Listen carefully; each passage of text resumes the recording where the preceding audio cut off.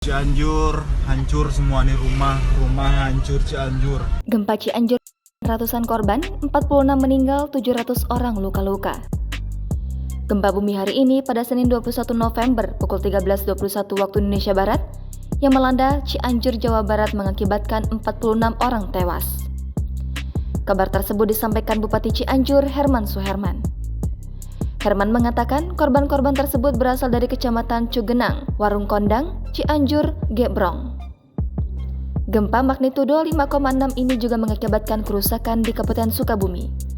Koordinator Pusat Pengendalian Operasi Badan Penanggulangan Bencana Daerah Sukabumi, Daeng Sutisna menuturkan sebanyak 52 rumah dilaporkan rusak.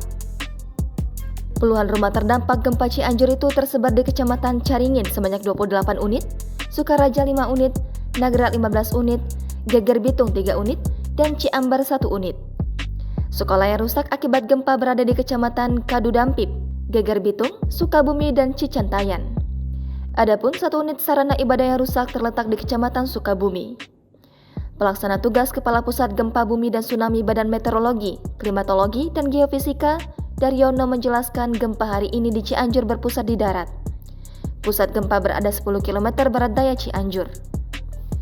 Daryono menerangkan, dengan memperhatikan lokasi epicentrum dan kedalaman hiposenternya, gempa bumi di Cianjur ini merupakan jenis gempa bumi dangkal akibat adanya aktivitas sesar Cimandiri.